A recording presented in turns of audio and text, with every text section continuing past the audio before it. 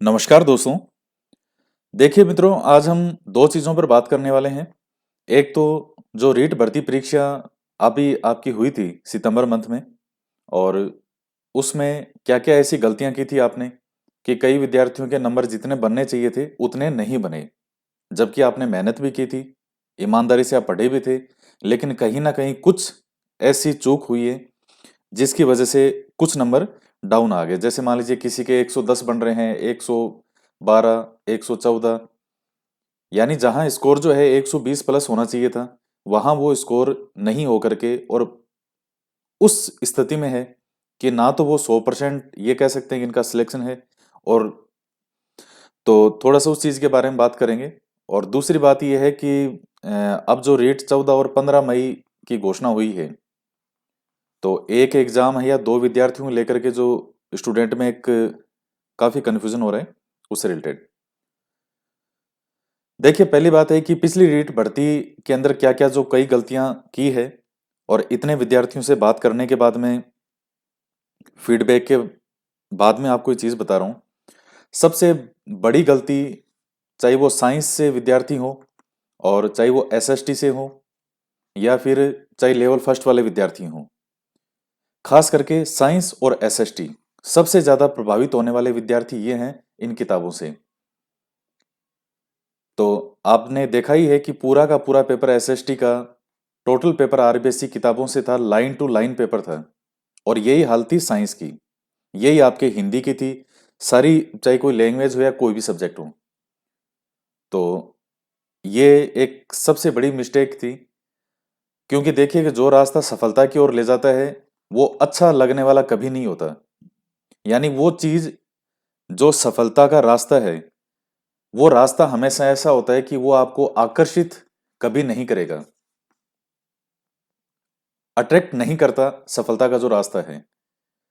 तो विद्यार्थी को ये किताबें लगता है कि बोर चीज है ये, या कई मान लीजिए कुछ ऐसी चीजें आ जाती है कि आरबीएससी का सार, इस तरह की चीजें। अब वो सार, या जैसे विद्यार्थी सोचता है कोई भी एक बुक, हालांकि वो सार पढ़ने में कोई बुराई नहीं है, वो तब पढ़ो जब ये किताबें आप पढ़ लो। तो एसएसटी की जो किताबें हैं 6 से 10 की, वो कंप्लीट मैंने यूट्यूब पे सब पढ़ाई थी। यहाँ पे टोटल 6 से 10 कंप्लीट करवाए थे, और आपका सारा पेपर इनमें से था। लेकिन विद्यार्थियों ने जो है वो इन किताबों को, बहुत ही कम विद्यार्थी थे जिन्होंने इनको पढ़ा। अधिकतर जो है वो डायरेक्ट या तो गाइड पर पहुंच गए, या फिर बहुत ज्यादा हार्ड मटेरियल जिसका रीड से कोई लेना देना ही नहीं है। दूसरी सबसे बड़ी गलती जो विद्यार्थियों की देखने में आई थी कि उन्होंने पहले खूब मेहनत की थी, लेकिन एग्जाम से 2 महीना पहले, 3 महीना पहले उन्होंने वो दोहरान नहीं किया, वो रिवीजन नहीं किया जो उनको करना चाहिए था। क्योंकि एग्जाम पहले, जहां तक मुझे याद है, पहले अप्रैल में था, शायद फिर जुलाई का था या अगस्त में हुआ होगा, और फिर सितंबर के अंदर आपका एग्जाम फाइनली हुआ। तो जो स्टूडेंट पूरी मेहनत से एग्जाम में बैठने के लिए तैयार थे, और जब एग्जाम पोस्टपोन्ड हो गया 2 महीने, 3 महीने, तो फिर उनका जो हौसला भी थोड़ा सा कम हो गया, और जो जिस फ्लो से वो रिवीजन कर रहे थे वो नहीं हो पाया। तो एक ये मिस्टेक बहुत बड़ी रही। तीसरी बात है कि महत्वपूर्ण फैक्ट को कंठस्थ नहीं करना। ये मैं शुरू से चीजें बता रहा हूं, जो महत्वपूर्ण पॉइंट होते हैं उनको अच्छे से याद करने के बजाय वो केवल उनको रीड करते हैं। तो ये प्रॉब्लम है कि केवल रीड करने से अब वो एग्जाम के अंदर क्वेश्चन आपको सब ऐसे लगते हैं कि पढ़े हुए हैं, लेकिन आप एक ऑप्शन तक नहीं पहुंच पाते। नेक्स्ट है सोशल मीडिया से मैटर को इकट्ठा करना, चाहे वह काम का हो या ना हो। देखिए, ये जो रीट का एग्जाम हुआ था उस समय वायरस था, कोरोना, सब जानते हैं। और सारी चीजें लगभग ऑनलाइन हो चुकी थी। चाहे जितने भी कोचिंग संस्थान हो राजस्थान के, सारे कोचिंग संस्थान लगभग सब ऑनलाइन आ गए थे। मैटर दुनिया भर का जो है वो सोशल मीडिया पे इधर से उधर सारे दिन शेयर होता था कि ये उस कोचिंग के नोट्स हैं, ये इसके नोट्स हैं, ये उसके नोट्स हैं। सारे दिन विद्यार्थियों वो मैटर को इकट्ठा करने में लगे रहे, पीडीएफ शेयर करने में लगे रहे। तो कुछ ये गलतियां रही कि वो एक चीज पे ध्यान लगाने के बजाय इन्हीं चीजों पे थोड़ा सा कईयों का ध्यान रहा, तो वो चीज भी आपके लिए नुकसानदायक साबित हुई। और चाहे वो चीज आपके काम की हो या नहीं हो, लेकिन थोड़ा सा एक ये नुकसान की चीज रही। भाषाओं को सिंसियरली नहीं लेना। कई विद्यार्थी जो हैं उन्होंने, अब जैसे मैंने कहा था कि साइकोलॉजी आपकी अच्छी होनी बहुत जरूरी है, कंसेप्ट क्लियर होने चाहिए, लेकिन केवल साइकोलॉजी तो सिलेक्शन नहीं करवाती। केवल जो एसएसटी के 60 क्वेश्चन है, केवल वो सिलेक्शन तो नहीं करवाएंगे। दो भाषाएं भी है आपकी जिसके 30-30 क्वेश्चन भी रीट में आते हैं, और 15-15 उनमें से है वो नंबर शिक्षण विधियों के। तो मैंने कहा था कि शिक्षण विधियों के साथ साथ आप ये जो पर्यायवाची हैं, विलोम शब्द हैं, इस तरह की जो चीजें हैं ये आप रेगुलर पढ़ते रहना। तो अब लास्ट जो रीट का एग्जाम था उसमें साइकोलॉजी नॉर्मल आई थी, कोई ऐसा था नहीं कि बहुत ज्यादा डीपली या उन्होंने उस तरह से पूछा हो। एसएसटी थी वो आरबीएसई किताबों में से आ गई। अब उन्होंने, विद्यार्थियों ने क्या किया कि भाषाओं को सिंसियरली जो है वो, इनमें थोड़ा सा उनकी गलती रही।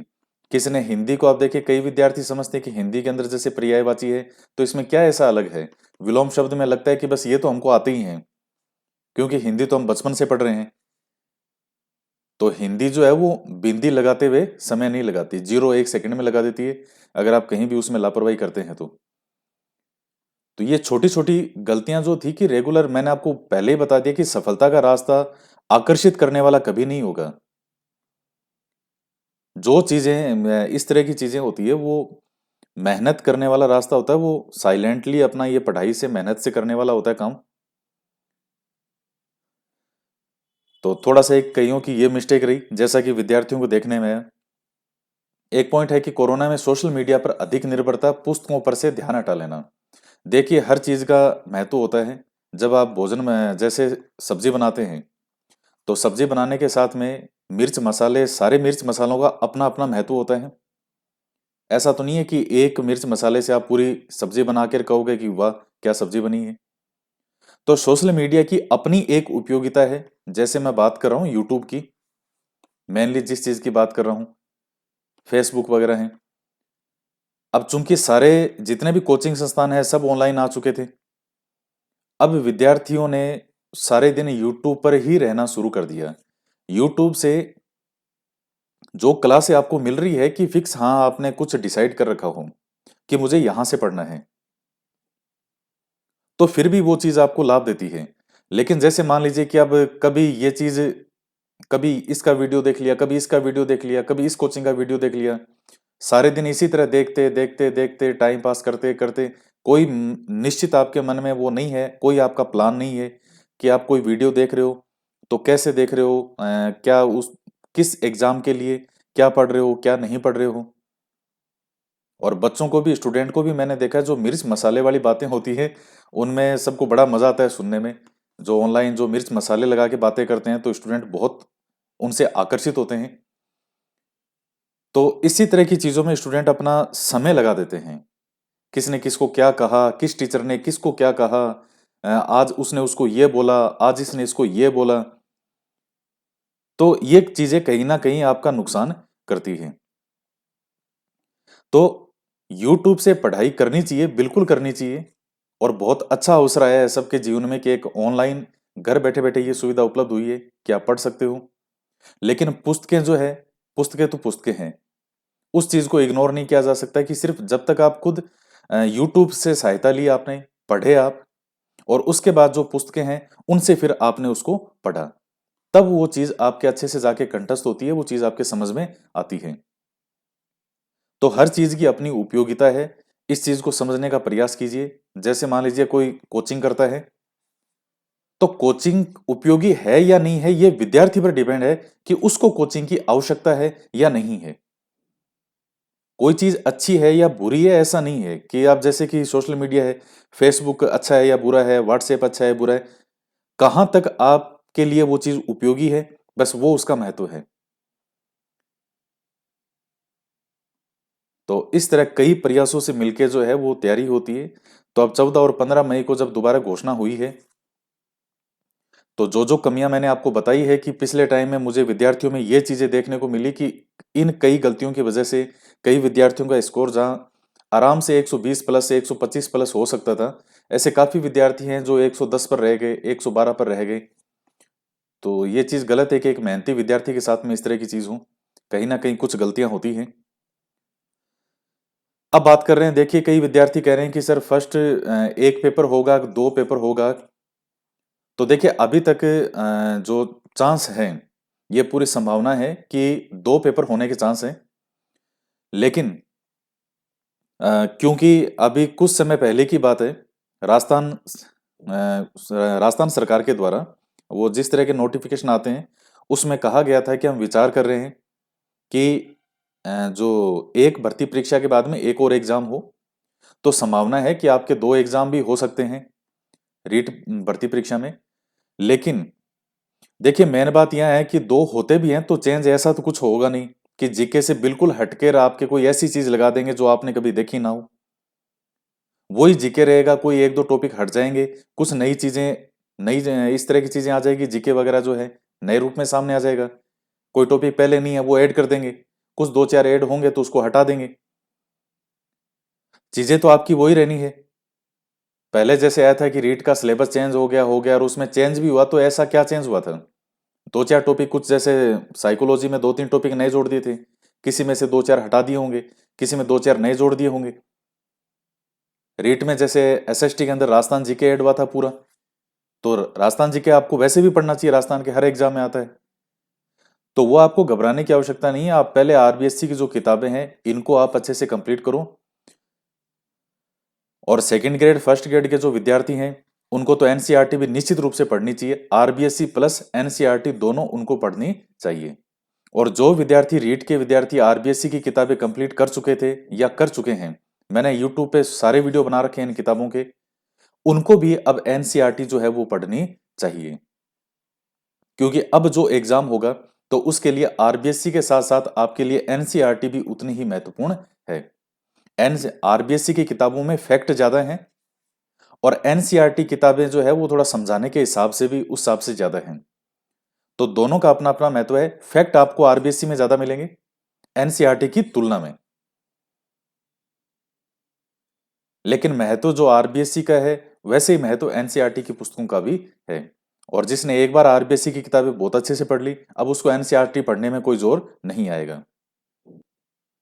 और मैं भी अब सोच रहा हूं कि आरबीएससी की किताबें मैंने ऑलरेडी कंप्लीट करा दी है, एनसीईआरटी की भी जो किताबें हैं वो भी आपको यहाँ पे कंप्लीट करवा दूं, तो आपके सारे एग्जाम में काम आएगा। वो भी एनसीईआरटी भी जो है पूरा कंप्लीट, क्योंकि अब जो भी पेपर होंगे आपके, तो एनसीईआरटी का महत्व कहीं अधिक बढ़ेगा। आरबी रीट के लिए तो देखिए रामबाण है आरबीएससी, इसका तो कोई तोड़ नहीं है। लेकिन अब आपको एनसीईआरटी भी साथ में पढ़नी चाहिए, और सेकंड ग्रेड और फर्स्ट ग्रेड के विद्यार्थियों को तो 100% पढ़नी चाहिए।